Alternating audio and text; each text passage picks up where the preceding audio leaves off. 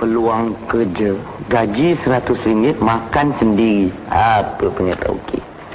Kelulusan darjah 1 sekolah Melayu. Aku darjah 2. Belum periksa aku dah berhenti.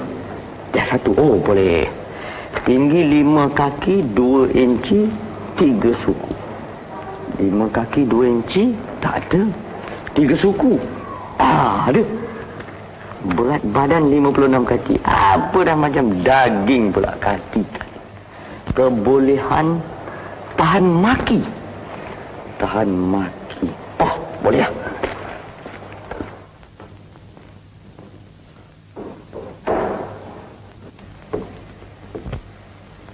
Assalamualaikum.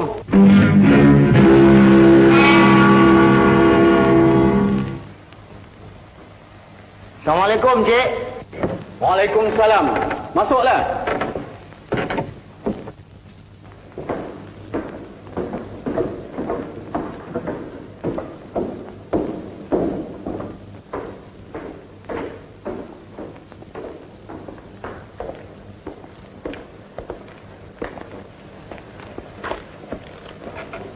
Awak datang sini apa, Ma?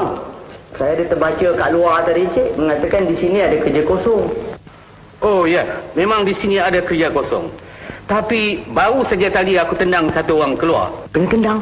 Apa pasal, Cik? Pasal dia terlampau layar buruk. Cik, jangan susah. Saya motorbot aja, Cik. Tak pakai layar. Apa? Motorbot? Aku fikir kau lebih layar buruk. Baiklah. Ada surat? Oh, ada, Cik. Ini.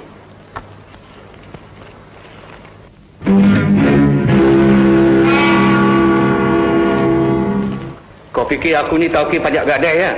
Ini aja yang ada, Encik. Lain tak ada.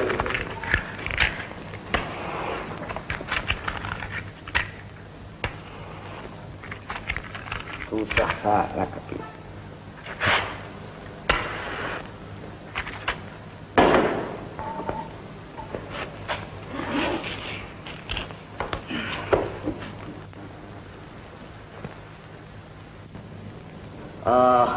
Berapa harga rumah ni? Rumah ini? Ya. RM60,000. RM60,000?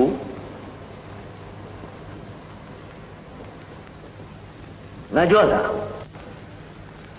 Belum mau jual lagi.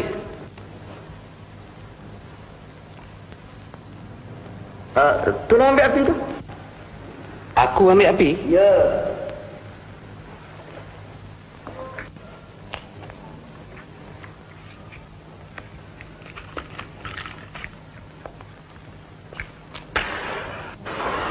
Datuk, engkau ni nak cucuk rokok ke nak bakar hidung aku? Cucuk rokok. Duduk. Apa yang kau berdiri tu? Duduk. Ya.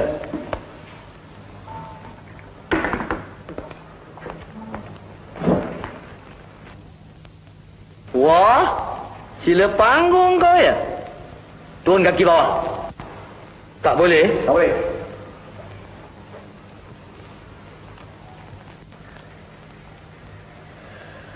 Oh, kau datang ni nak minta kerja ya? Siapa? Entah. Kebetulan. Kau ada nampak rumput yang panjang depan rumah tadi? Nampak? Nampak? Kau pergi ambil mesin rumput. Sekarang juga kau potong itu rumput. Aku kena potong rumput? Ya. Nanti. Kau ada surat? Surat? Ya. Ada. Dengan pantas pergi ambil.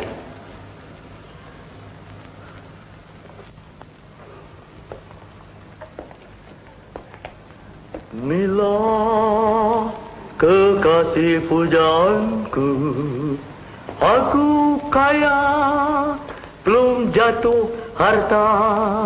Nanti malam kita menari rumba. Encik. Ya. Surat tak ada. Penumuk ada. Orang ajar. Kau fikir rumah bapa